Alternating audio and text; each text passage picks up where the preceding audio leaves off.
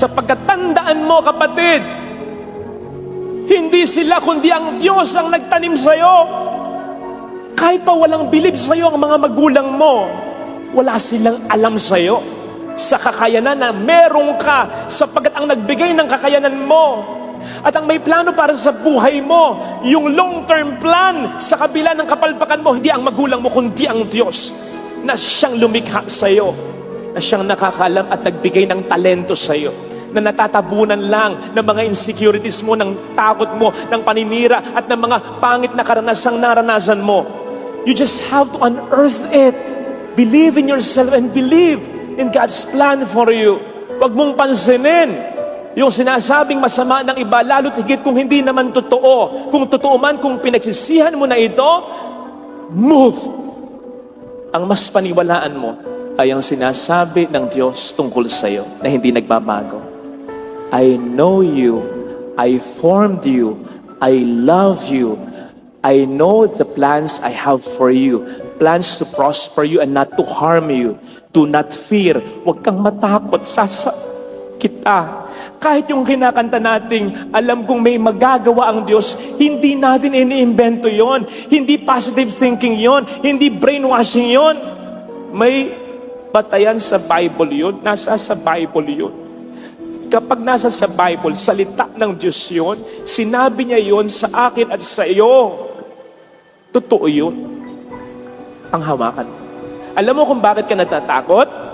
Alam mo kung bakit ka nasasaktan? Alam mo kung bakit ka patuloy na nalulungkot? Ang pinangahawakan mo, hindi ang salita ng Diyos para sa iyo, kundi yung sinasabing nega ng iba kahit ng demonyo sa isip mo. Hindi ka mahal ng Diyos. Walang mangyayaring maganda sa buhay mo. Hindi na maaayos ang buhay mo. Hindi na magbabago ang mahal mo. Walang kapupuntahan ng pagsisimba mo. Pagdudahan mo na ang lahat, pati ang sarili mo, wag lang ang pangako at plano ng Diyos para sa'yo.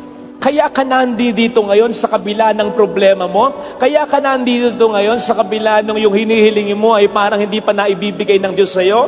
Sa kabila ng mga pangit na nangyari sa'yo, may seed ng mabuti sa puso mo. Mahal mo pa rin ang Diyos. Naniniwala ka pa rin sa Kanya. Kaya lang natatabunan niya ng mga pangit na karanasan at sapagkat ang pinaniniwalaan mo ay ang salita hindi ng Diyos kundi ng demonyo. Come on! Huwag mo nang dagdagan ang mga pangit mong karanasan. Huwag mo siyang pagdududahan. Tandaan mo kapatid, pwedeng may nawala sa'yo. Pwedeng may nangyari hindi maganda sa'yo. Kung baga sa puno, may naputol lang na sanga mo. Kung baga sa puno, may nabunot lang na konting ugat mo, may naputol lang na 1, 2, 3 ugat mo. Marami ka pang ugat. Kung baga sa puno, nawala lang, nalaglas lang yung dahon mo. Tumingin ka around. May mga puno na kala mo patay, walang dahon. Pero wag ka, buhay yan. Magkakadahon yan. Ganon ka sa panahon ngayon na marami kang pinagdaraanan.